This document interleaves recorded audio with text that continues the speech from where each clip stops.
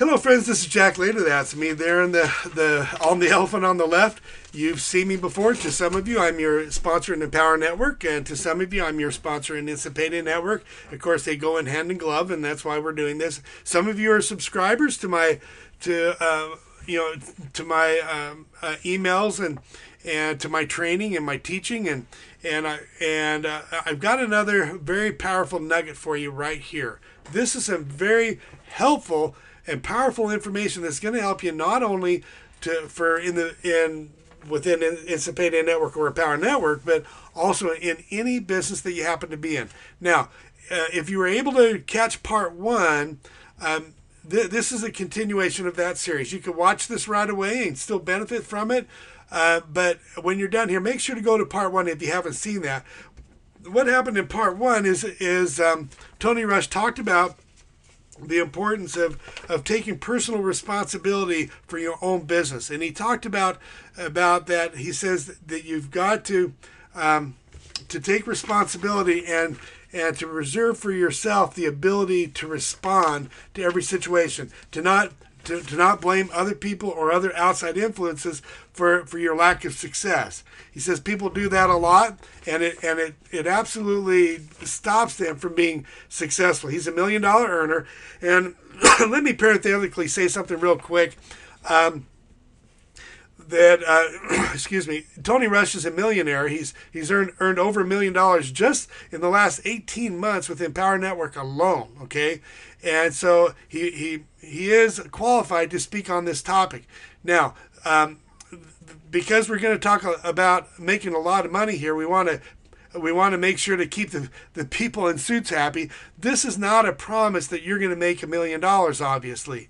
We don't know your motivation level. This is a real business. And some people are going to make $1 million like Tony Rush has, and others. Some people will make no money at all. And we don't know the motivation level. We don't know if you're going to plug yourself into a system and at what level you'll follow directions. And some people will just sit back and eat Doritos and not do anything.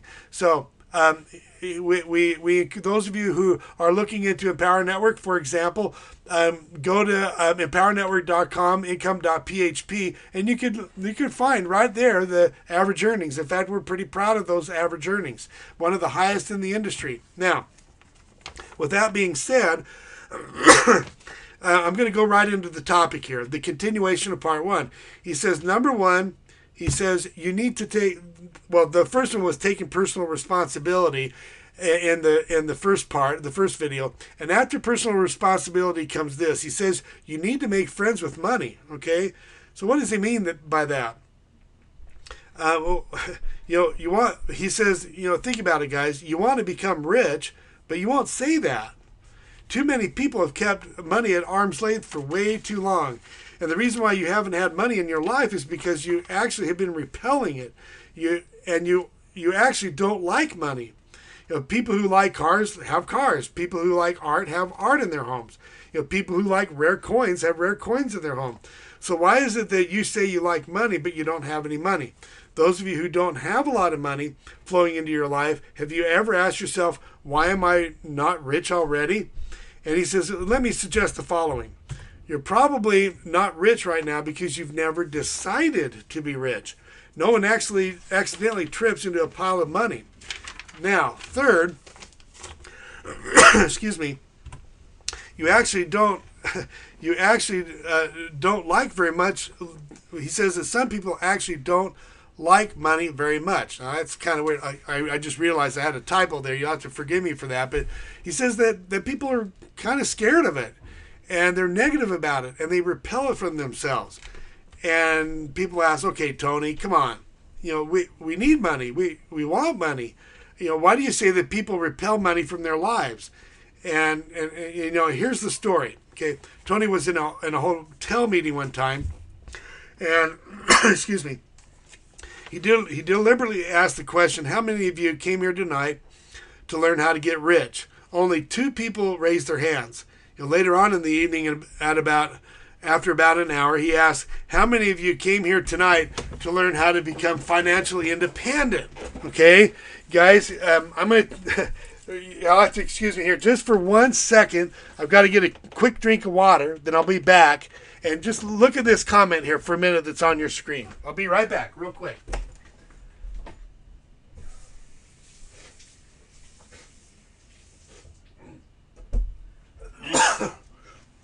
Okay, I'm right back here, guys. So anyway, thank you for staying in there. I just wasn't able to talk at all. And I don't want to have to redo this video because my time is valuable and I want to give you this information while I can. So, anyway, he deliberately asked the question, how many of you came here tonight to learn how to be rich? Only 2 people raised their hands. Later on in the evening, about an hour later, he asked again, how many of you came here tonight to learn how to become financially independent? Well, most of the people raised their hand. Like 98% of the people in the room raised their hand. So he says, why is it that 90% of the people in the room refuse to raise their hand when we say rich? But everyone in the room raises their hand when we talk about financial independence. Why? Why is that? They basically both mean the same thing. Why is it that everyone freaks out when you pull out a dollar bill?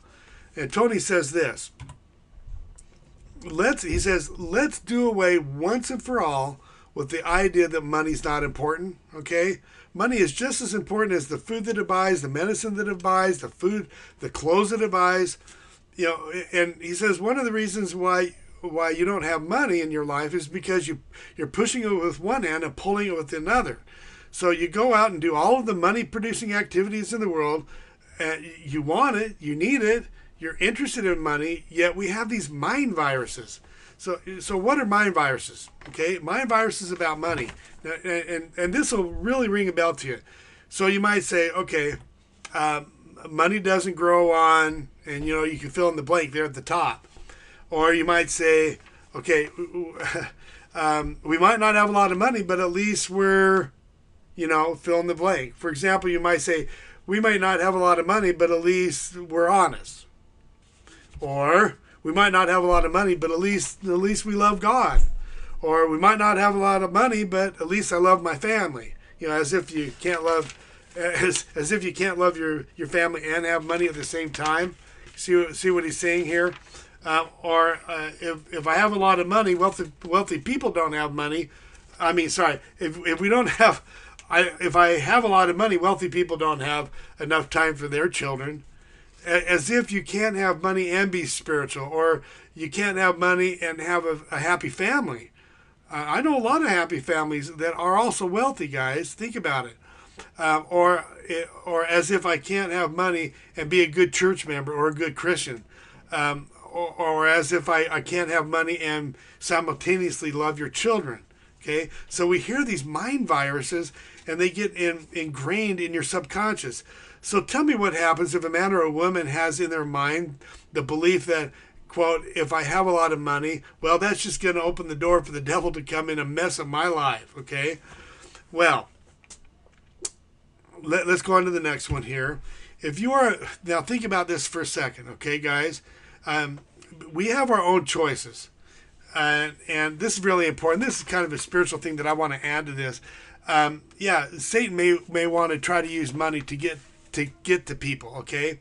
But it's the choices. Where is your heart at? If your heart is totally in the money and you're forgetting about your neighbor, you're forgetting about God, well then that's one thing, and you need to look at that.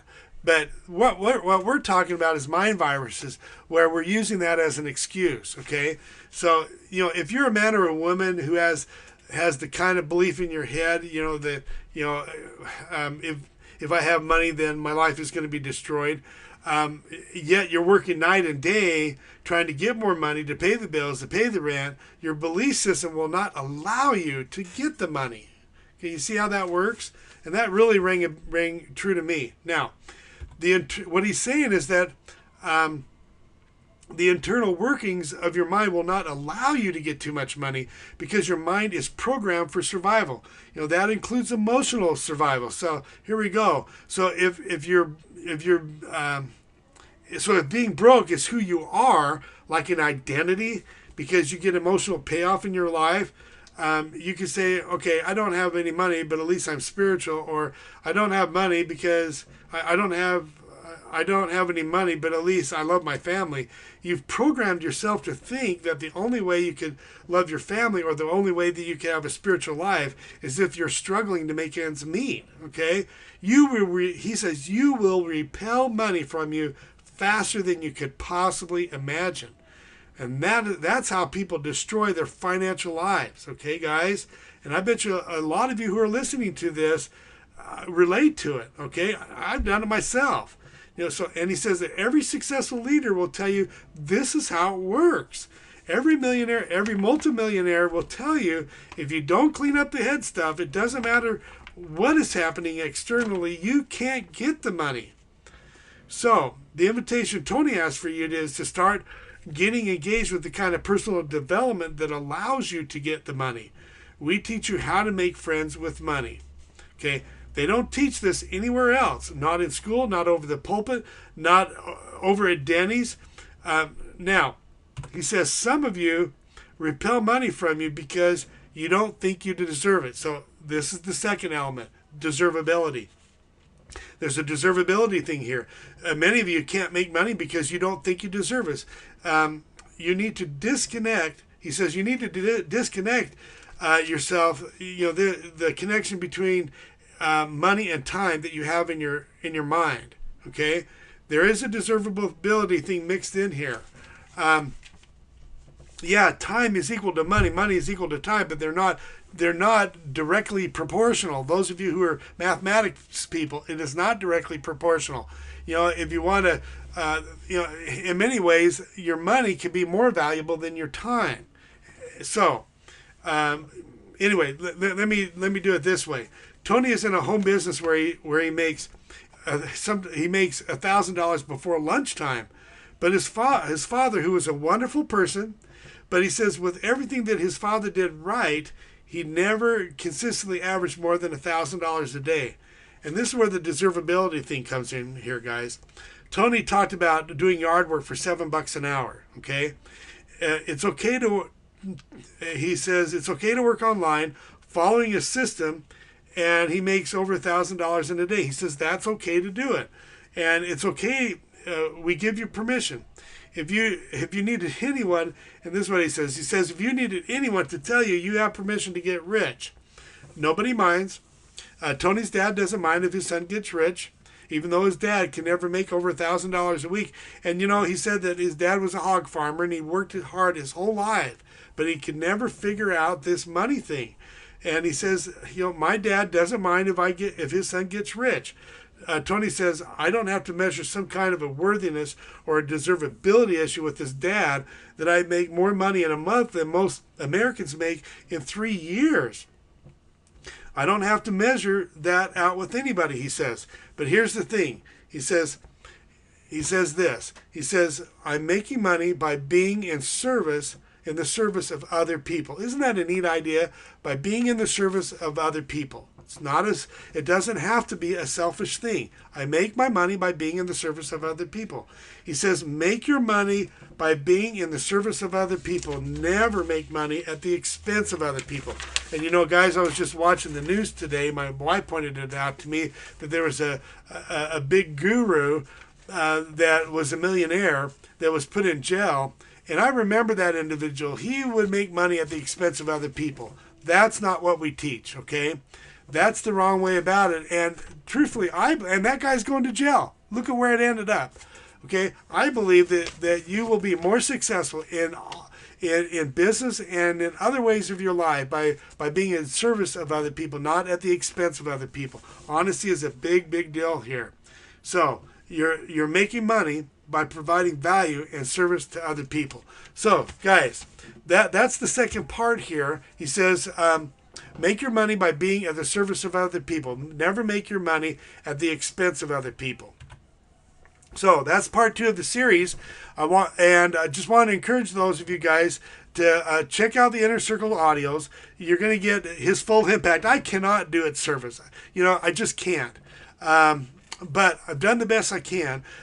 So I want to encourage you to go to the Inner Circle, go to your back office if you're in Empower Network, click on my products, then click on the inner circle. Those of you who are not in Empower Network, I would encourage you to join. Just do it. It's a wonderful system.